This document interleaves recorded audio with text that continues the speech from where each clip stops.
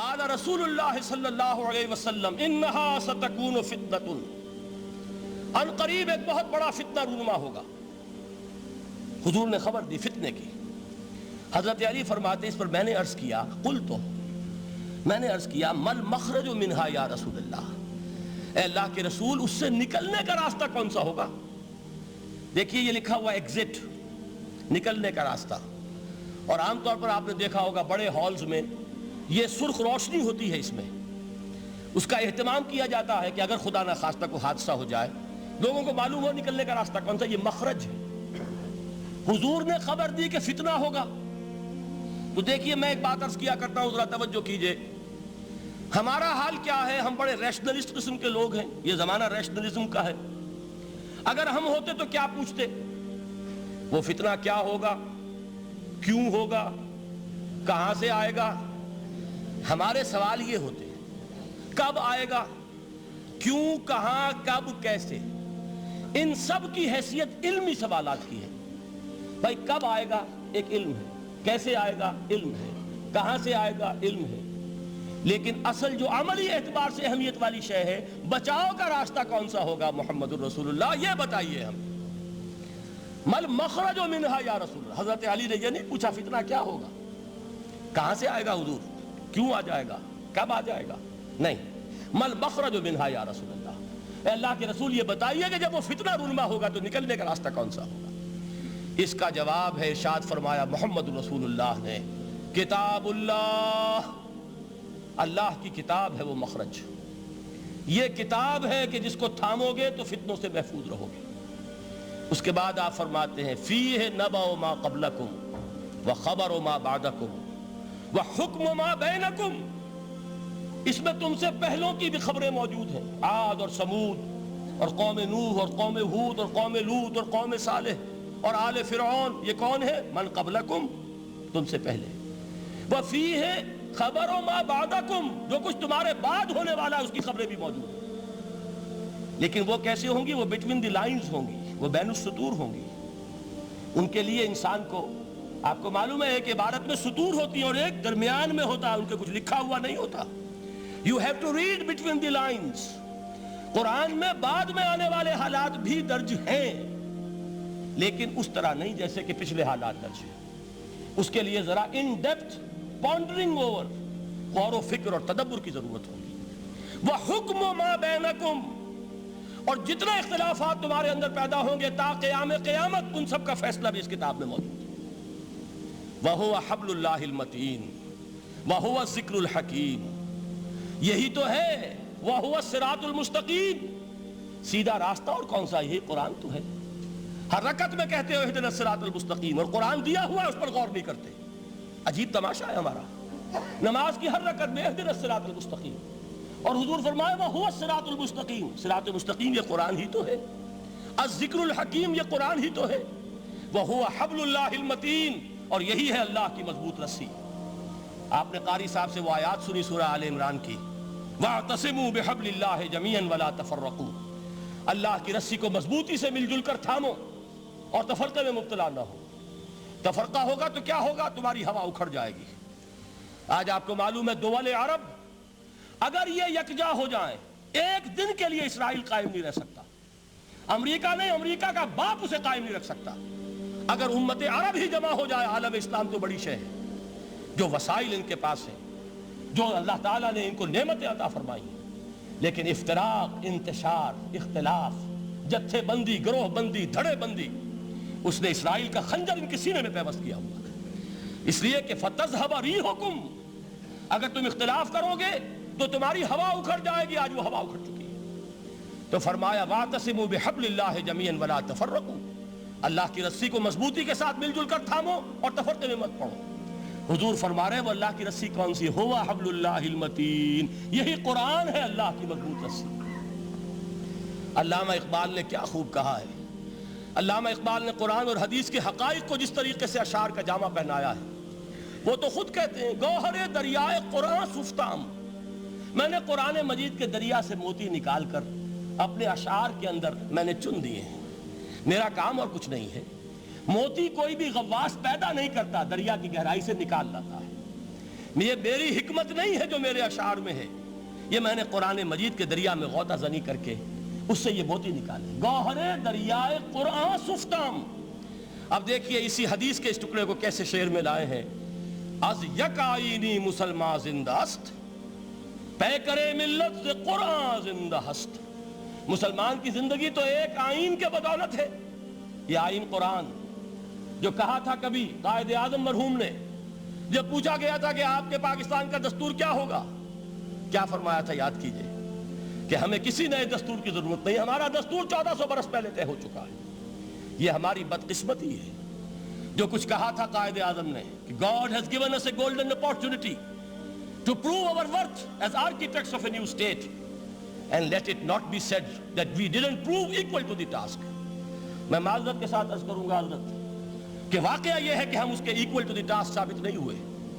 قائد اعظم کا دیا ہوا پاکستان آج دنیا میں موجود نہیں ہے، اس کا ایک حصہ اپنے نام سے دستبردار ہو کر بنگلہ دیش بن چکا ہے، اس نے اپنی تاریخ کو خیر بات کہہ دیا ہے، حالانکہ مسلم لیگ کی جنم بھومی ڈھاکہ ہے، 1906 میں ڈھاکہ میں مسلم لیگ نے جنم لیا تھا، اور اگر وہ صرف ہم سے علیحدہ ہوتا یہ اکیرا صدمہ ہوتا، لیکن یہ کہ اس نے جب نام بدلا ہے در حقیقت اس نے اپنے تاریخ سے اپنے پس منظر سے استعفیٰ دیا ہے۔ یہ ہمارا دوہرا ہمارے لیے صدمے کی بات ہے۔ کیا دو یمن موجود نہیں ہیں؟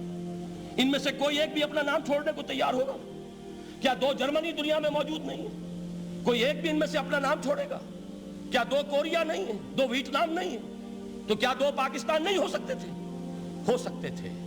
میں یہ کہا کرتا ہوں کہ یہ گہرا صدمہ ہے علیحدگی، اور دوہرا صدمہ ہے، اور اس سے کہیں زیادہ بڑا کہ انہوں نے اپنا نام بدل لیا، اپنی آئیڈینٹی چینج کر دی، انہوں نے وہ نام اپنے ماتھے سے اتار کر خلیج بنگال کے اندر دبو دیا۔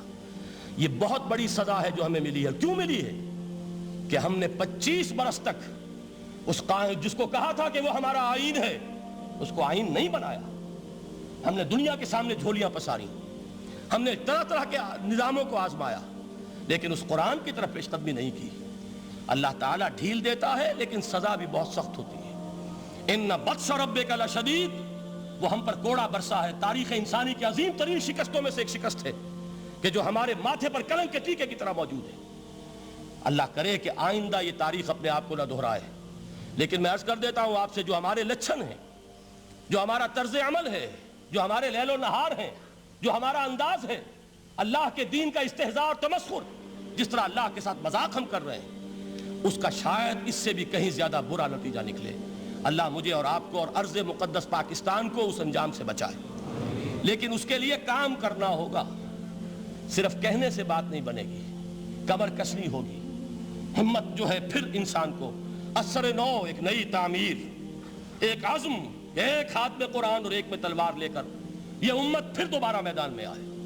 بہرحال عرض یہ کرنا تھا، اقبال کہتا ہے از یک آئینی مسلمان زندہ است، پے کرے ملت سے قرآن زندہ ہست، ماں ہما خاک و دل آگاہ اوست، اعتصامش کن کہ حبل اللہ اوست۔